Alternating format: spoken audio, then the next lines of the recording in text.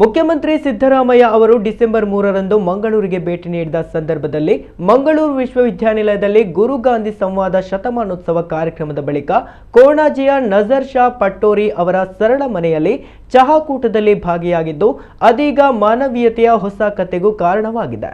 ಮುಖ್ಯಮಂತ್ರಿಯ ಈ ಭೇಟಿ ನಜರ್ ಶಾ ಅವರಿಗೆ ಅಪಾರ ಆತ್ಮತೃಪ್ತಿ ನೀಡಿದೆ. ಈ ಸಂತೋಷದ ದಿನವನ್ನ ಶಾಶ್ವತವಾಗಿಸುವ ಉದ್ದೇಶದಿಂದ ನಜರ್ ಶಾ ಇದೀಗ ಸಮಾಜಮುಖಿ ಕಾರ್ಯಕ್ಕೆ ಮುಂದಾಗಿದ್ದಾರೆ.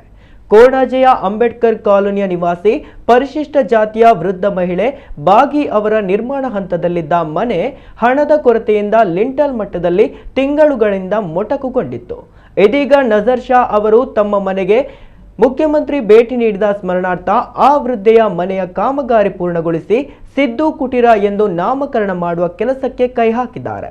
ಮುಖ್ಯಮಂತ್ರಿಗಳು ಚಹಾಕೂಟ ಸಂದರ್ಭದಲ್ಲಿ ನಜರ್ ಶಾ ಕುಟುಂಬವೊಂದರ ಫೋಟೋ ಆಲ್ಬಮ್ ನೋಡುತ್ತಾ ಮಾನವೀಯತೆ ನಮ್ಮ ನಿಜವಾದ ಧರ್ಮ ಎಂದು ಭುಜ ತಟ್ಟಿದ ಕ್ಷಣ ನಜರ್ ಶಾ ಅವರಿಗೆ ಜೀವನ ಪಾಠವಾಗಿದೆ.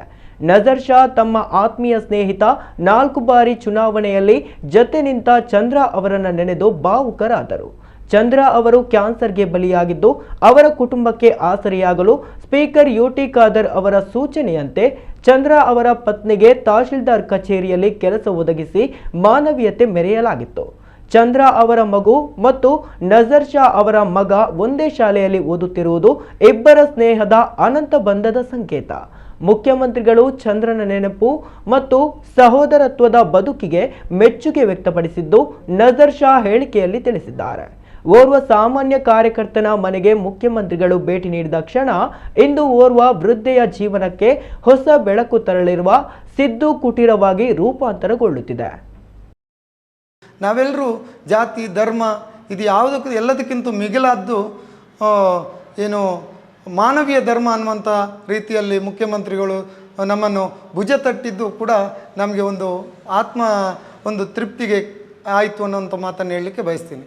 ರಾಜ್ಯದ ಜನಪ್ರಿಯ ಮುಖ್ಯಮಂತ್ರಿಗಳು ದಲಿತರ ಅಲ್ಪಸಂಖ್ಯಾತರ ಒಂದು ಆಶಾಕಿರಣ, ಹಿಂದುಳಿದ ವರ್ಗದ ಅಹಿಂದ ನಾಯಕರು ಅನ್ನುವಂಥದ್ದು ಅವರು ನಮ್ಮ ಮನೆಗೆ ಬಂದಿರುವ ಸಂತೋಷದ ಆ ಕ್ಷಣವನ್ನು ನಾವು ಸಂತೋಷಪಟ್ಟು ಅದನ್ನು ಶಾಶ್ವತವಾಗಿ ಉಳಿಸಬೇಕು ಅನ್ನುವಂಥ ಒಂದು ಯುವಕರೆಲ್ಲ ನಾವು ಸೇರಿಕೊಂಡು ಒಂದು ಯೋಜನೆಯನ್ನು ರೂಪಿಸ್ತೀವಿ.